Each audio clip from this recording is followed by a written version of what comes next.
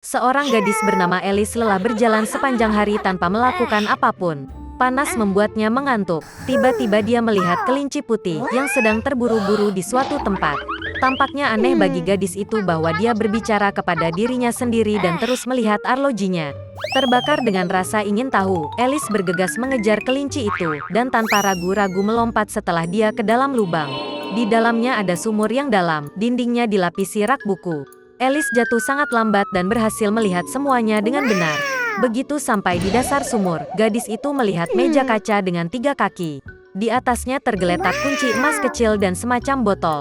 Alice mencoba membuka pintu dengan kuncinya, tetapi ternyata pintu itu terlalu kecil. Melihat sekeliling, dia melihat sebuah pintu kecil. Untuk membukanya dan menemukan dirinya berada di taman yang megah, Alice harus minum dari botol dari meja. Setelah menyesap beberapa kali, dia mulai mengecil.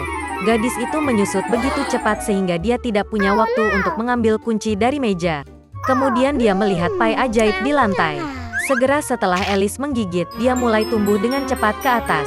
Gadis itu telah tumbuh begitu besar sehingga dia tidak bisa melewati pintu yang disayanginya lagi. Alice mulai menangis begitu banyak sehingga segera genangan air besar terbentuk di dekatnya. Pada saat itu dia melihat kelinci putih. Gadis itu memanggilnya, tetapi dia sedang terburu-buru, dan dengan ketakutan menjatuhkan sarung tangan dan kipasnya. Alice mengambilnya dan menyadari bagaimana dia mulai menyusut. Alasannya adalah penggemar sihir. Alice jatuh ke dalam genangan air matanya sendiri. Ketika dia terlempar ke darat, gadis itu kembali memperhatikan kelinci. Dia bingung Alice dengan pembantunya, dan memerintahkan untuk segera pulang untuk sarung tangan baru dan kipas angin. Gadis itu berlari untuk melaksanakan perintah itu. Di rumah kelinci, dia tidak bisa menahan rasa ingin tahunya, dan meminum cairan dari botol. Ini mengarah pada fakta bahwa Alice tumbuh menjadi sangat besar dan dengan cepat memenuhi seluruh rumah. Dia bisa menyusut hanya berkat pai. Setelah mendapatkan kembali dimensi sebelumnya, gadis itu lari. Segera dia melihat jamur besar di mana ulat biru besar sedang duduk. Alice mengeluh padanya tentang perubahan tinggi badannya yang konstan. Ulat itu menyarankan gadis itu untuk memakan sepotong jamur. Alice makan sedikit dan akhirnya kembali ke tinggi normalnya. Dan dia melanjutkan. Tiba-tiba Alice melihat sebuah rumah. Masuk ke dalam, gadis itu berada di dapur, di mana dia melihat Duchess dengan bayi menangis di pelukannya. Seekor kucing besar sedang duduk di lantai, tersenyum lebar. Duchess menjelaskan kepada Alice bahwa dia tersenyum karena itu adalah kucing Cheshire. Tiba-tiba kucing itu menghilang dan bayinya menangis. Duchess memberikan anak itu kepada Alice, dan dia sendiri pergi ke ratu. Gadis itu terkejut saat mengetahui bahwa dia tidak menggendong seorang anak, tetapi seekor babi kecil yang nyata. Ketika kucing itu muncul kembali, dia menyarankan Alice untuk menemukan Marechare. Dan kemudian dia menghilang, dan hanya senyumnya yang tersisa di udara. Gadis itu berangkat. Segera dia melihat rumah Marechare. Alice datang tepat pada saat dimulainya pesta teh. Mejanya besar sekali, tapi hanya si Marechare, Mad Hatter, dan Sonya si tikus yang duduk di sana. Mereka tidak mengizinkan siapapun duduk di meja, dan mengatakan bahwa tidak ada ruang. Alice mengetahui bahwa mereka dipaksa untuk minum teh tanpa henti sebagai hukuman karena membunuh waktu. Si kelinci dan si Hatter mengejek gadis itu dengan segala cara yang mungkin dan mengejeknya.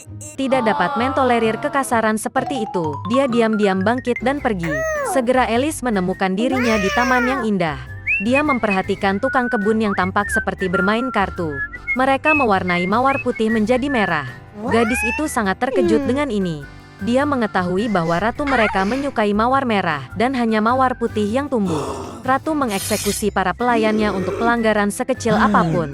Tukang kebun bilang dia sedang menilai pelayan yang mencuri kue sekarang. Alice sangat tertarik, dan dia pergi ke pengadilan. Di sana dia melihat Marechare dan Mad Hatter bersaksi. Ketika mereka selesai, ratu tiba-tiba memanggil Alice untuk diinterogasi. Gadis itu menjawab bahwa dia tidak tahu apa-apa, dan memerintahkan untuk melepaskan pelayan itu. Ratu marah dan memerintahkan untuk menangkap gadis itu. Pada saat itu, Alice merasa bahwa dia mulai tumbuh lagi. Gadis itu menyadari bahwa ini hanyalah kartu, dan dia tidak takut pada mereka. Dan pada saat itu juga, keajaiban itu menghilang. Alice terbangun di tempat terbuka yang sama di mana dia pertama kali melihat kelinci putih. Ada pemandangan yang familiar di sekitarnya, suara yang familiar terdengar. Jadi itu hanya mimpi, pikir Alice. Ratu tinggal di kastil yang indah. Dia memiliki seorang putri yang dia impikan. Anak itu berambut hitam dan berkulit putih. Oleh karena itu, mereka menamainya Putri Salju. Sang ratu segera meninggal. Raja tidak bersedih lama, setahun kemudian dia membawa ratu baru ke istana.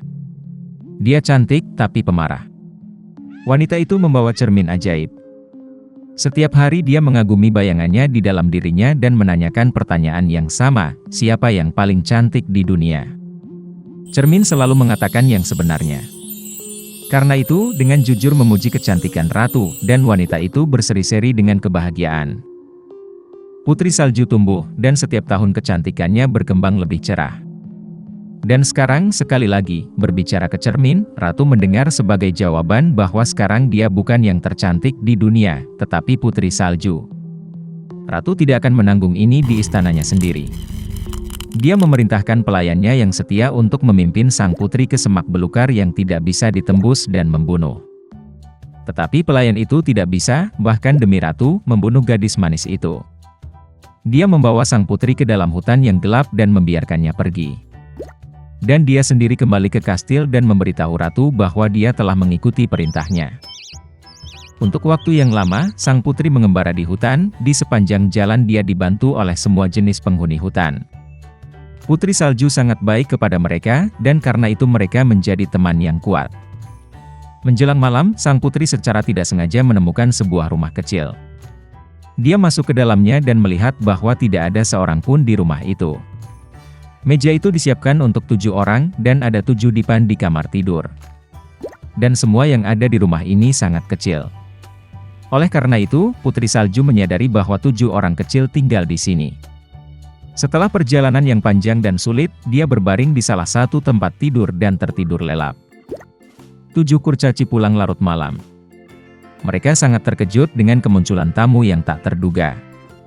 Putri Salju tidur begitu menawan sehingga para kurcaci memutuskan untuk membiarkannya tidur, dan tidak membangunkannya. Pagi telah tiba. Putri Salju terbangun, melihat 7 kurcaci dan ketakutan. Tapi mereka menyayanginya, dan gadis itu bercerita tentang masalahnya. Mereka segera menyukai Putri Salju, dan para kurcaci mengundangnya untuk tinggal bersama mereka.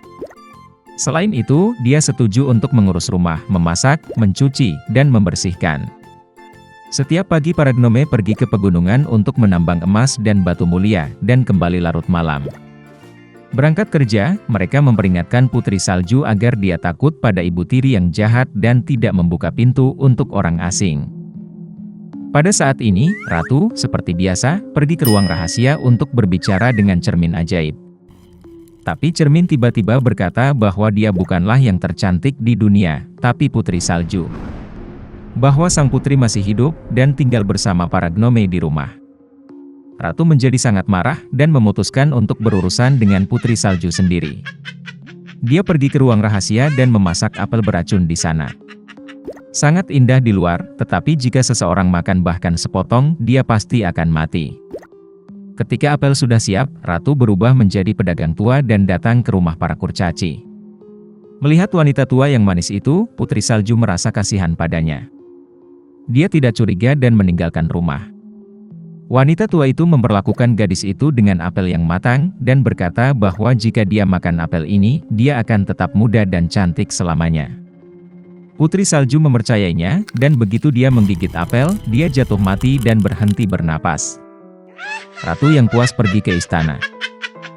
Di malam hari, para kurcaci kembali dari pekerjaan, dan melihat Putri Salju terbaring di tanah. Dia tidak bernapas. Mereka terisak-isak begitu keras dan meratap hingga teriakan mereka didengar oleh pangeran tampan itu, yang sedang berburu di hutan di dekatnya. Menarik baginya, lolongan macam apa yang muncul yang membuat takut semua hewan. Dan ketika pangeran menemukan rumah para kurcaci, dia melihat Putri Salju. Dia sangat cantik sehingga pangeran muda segera jatuh cinta padanya.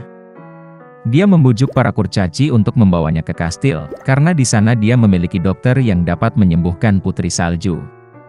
Para kurcaci mengizinkannya. Kemudian pangeran memerintahkan para pelayannya untuk menggendong sang putri di pundak mereka. Dan ketika mereka menggendongnya, kebetulan para pelayan tersandung pada semak, dan dari gegar otak sepotong apel beracun jatuh dari mulut Putri Salju, dan dia bangun. Melihat pangeran muda, gadis itu pun jatuh cinta padanya dan setuju untuk menikah dengannya. Mereka juga mengundang ibu tiri jahat mereka ke pesta pernikahan. Karena marah karena Putri Salju masih hidup, dan sekarang umur panjang dan bahagia menunggunya, Ratu memecahkan cermin ajaib dan tidak pernah melihatnya lagi.